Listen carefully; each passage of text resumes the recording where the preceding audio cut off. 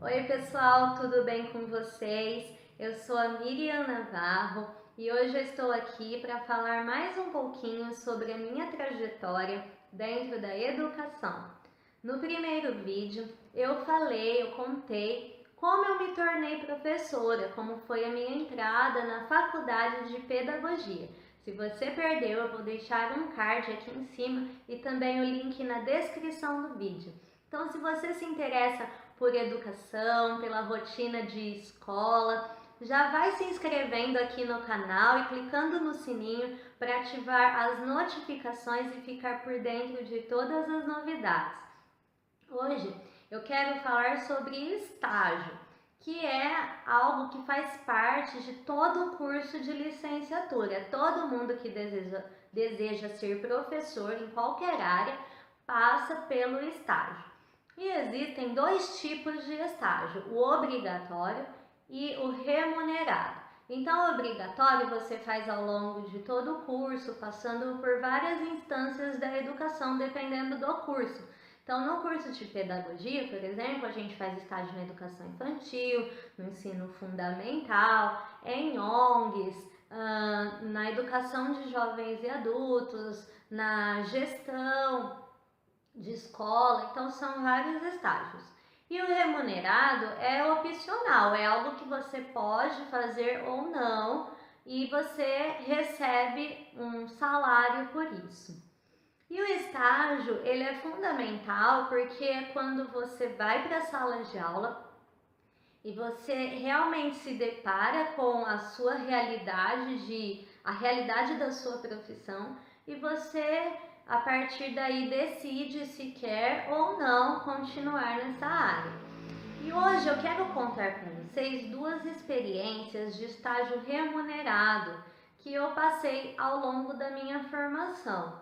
Uma foi numa escola pública e outra numa escola particular. Então, eu consegui um estágio remunerado no segundo ano da faculdade. Eu tinha 19 anos e eu me cadastrei no CIEE, que é o Centro de Integração Empresa-Escola, uma instituição filantrópica que existe em vários estados brasileiros, que encaminha jovens de todos os níveis de ensino para o estágio. E eles me chamaram e tinha uma lista de escolas para a gente escolher.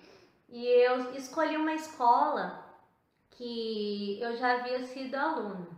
Esse estágio era assim, eu recebia R$ 230 por 20 horas semanais, 4 horas por dia, no período da manhã. E foi muito legal retornar à escola onde eu fui aluna, agora como estagiária de pedagogia.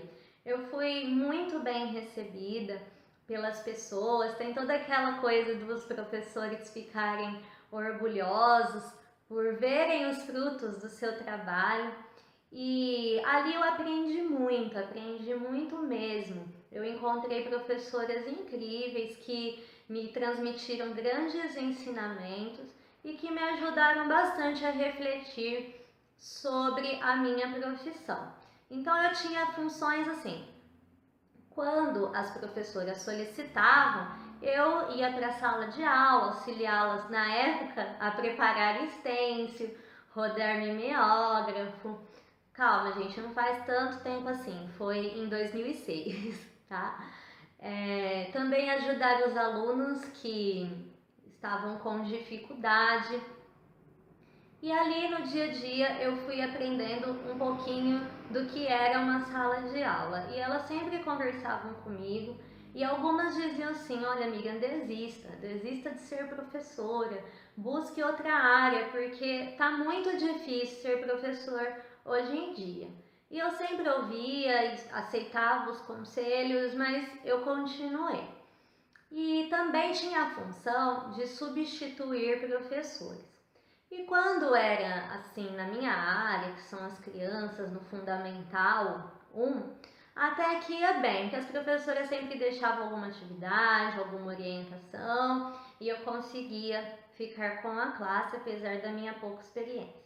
Mas gente do céu, quando faltava professor no Fundamental 2, que na época era da sexta à oitava série, era um caos.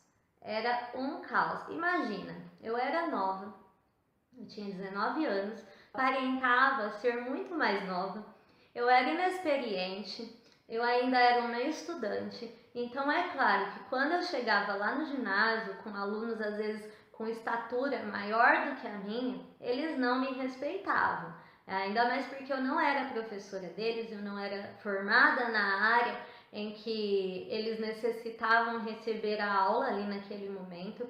Então eu passei por situações bem difíceis de desrespeito, de enfrentamento, mas o ambiente da escola era bacana. Todo mundo se ajudava, se apoiava. Então eu consegui passar por essa fase tranquilamente, mas como eu disse, eu já comecei a me deparar com as primeiras dificuldades na profissão. Quando eu não estava em sala de aula, eu ajudava na secretaria da escola, fazendo cadastro de pessoas interessadas em vagas, ou quando era época de matrícula, fazia matrícula, atendia telefone, levava recado para as professoras. Então esse estágio, ele me garantiu assim ter uma visão bem ampla do que era uma escola pública, de como funcionava tanto a parte administrativa quanto a parte pedagógica. Aí chegou um período em que eu poderia renovar ou não meu contrato para o ano seguinte. Aí olha só qual foi meu raciocínio. Eu pensei assim, eu vou conseguir um estágio numa escola particular, porque eu já vou para o último ano da faculdade e quem sabe eu consigo me efetivar, conseguir um emprego para depois de formada. E eu comecei a procurar e eu encontrei um estágio que pagava até melhor, pagava R$ 300 pela mesma carga horária. Então eu resolvi sair dessa escola e ir para a escola particular. Eu posso dizer que foi uma péssima ideia, que se arrependimento matasse, eu já estaria morta. Por quê? Porque ao chegar lá, desde o princípio, eu já fui muito desrespeitada. Primeiro que me deram um uniforme usado, super velho, super assim, acabado mesmo. Eles alegaram que não tinha mais uniforme, que teria que usar aquele mesmo. Dali eu assumi uma turma mista, com crianças de 5 e 6 anos. A escola ela não tinha uma estrutura bacana, ela funcionava em uma casa comum, cujos cômodos foram feitos de sala de aula e era tudo muito apertado.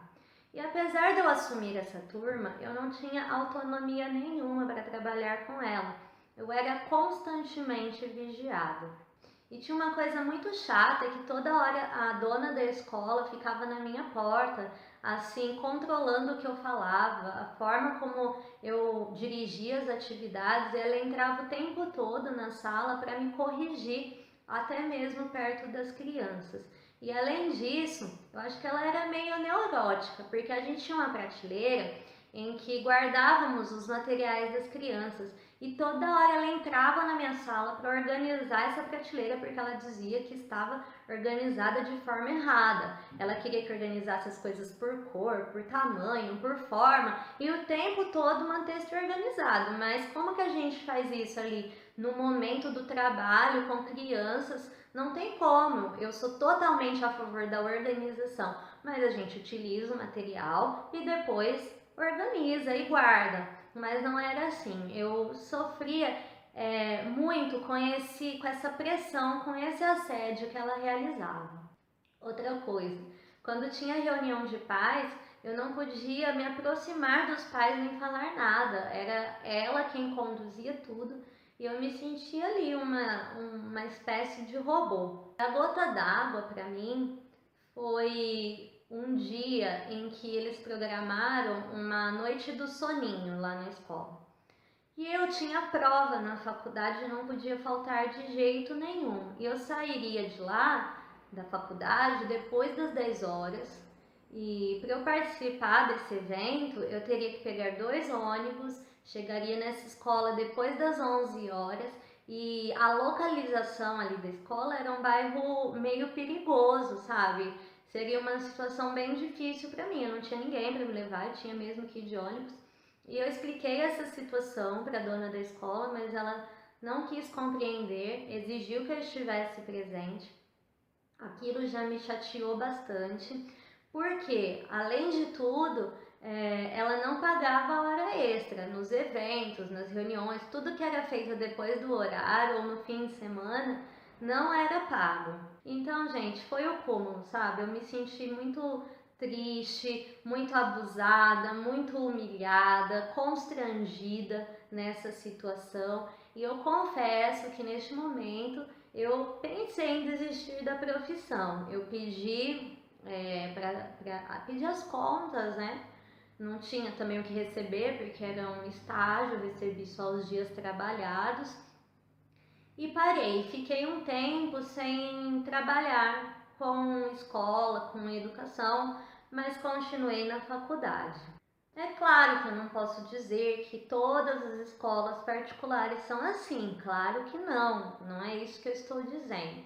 Mas eu quero dar um conselho para você que está começando agora, que está procurando um estágio remunerado. Fuja de escolinhas pequenas, escolas que não têm nome, escolas que não têm estrutura, porque isso não aconteceu só comigo. Várias amigas minhas passaram por essa situação e até situações piores. E isso é totalmente desmotivador. A gente tem vontade mesmo de parar e sumir da educação. Mas eu tinha que seguir em frente. Eu continuei o meu curso e sempre focada e sempre com fé em Deus, até que um dia eu recebi uma nova oportunidade. Uma professora minha da faculdade me ligou e ela me convidou para participar de uma entrevista na editora de livros didáticos em que ela trabalhava. Então aí a gente já abre um novo assunto, que são as áreas de atuação que o pedagogo pode trabalhar. E eu fui para essa editora, eu passei na entrevista e fui trabalhar com educação, mas num campo diferente. Mas este é um assunto para o próximo vídeo. Agora eu quero te convidar a deixar aqui o seu comentário. Você está fazendo estágio? Como está sendo esse processo para você? Você está procurando estágio? Você está pensando em começar uma licenciatura? Ou então você já é um professor, uma professora? Por favor, conte aqui a sua história. Espero que vocês tenham gostado de mais essa parte da minha história. Um beijo e até a próxima. Tchau!